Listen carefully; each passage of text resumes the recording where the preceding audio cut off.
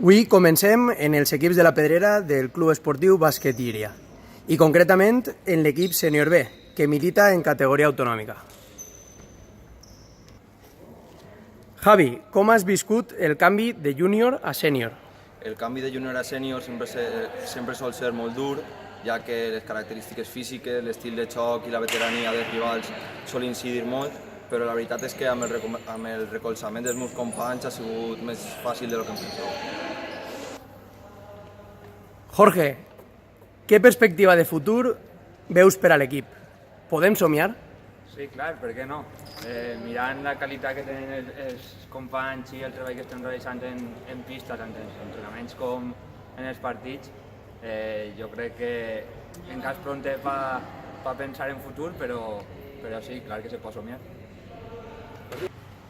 Àngel, ton pare fou un gran jugador de bàsquet en el Llíria. Com t'ha influït això? Crec que m'ha influenciat positivament el tindre una figura com mon pare, que va ser important en certa època del club i des de la grada sempre m'ha ajudat des que era molt xicotet. Miguel Ángel, conta-mos com pots fer compatibles els estudis i l'esport. La veritat que és prou dur, però duent una planificació diària, intentant dur la feina al dia i acostumant-se als horaris dels entreners, al final hi ha temps per a tot. Lucas, és un avantatge tindre al teu germà en el mateix equip?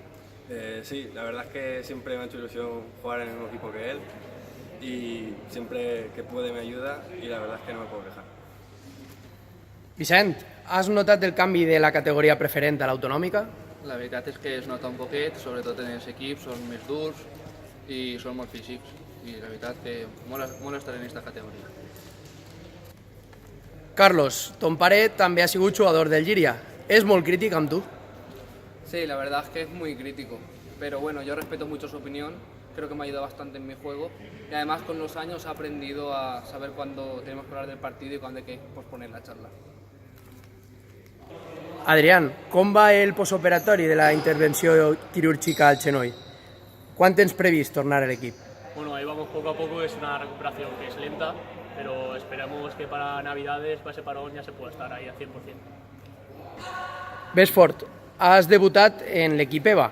Què significa això per a tu? La veritat que és un orgull, gràcies al meu equip pues, hem anat entrenant i m'han donat l'oportunitat d'estar en el primer equip i la veritat és que m'han acoplat bé, m'han agafat prou bé i ha sigut un orgull estar ahí, com mi, com a tots. Germán, eres dels més veterans dins de la teua joventut. Es nota això en els partits? Sí que se nota, pero como dicen, la experiencia es un grado, ¿no? Siempre viene bien tener esa experiencia para ayudar a compañeros y también saber jugar y moverse y tal.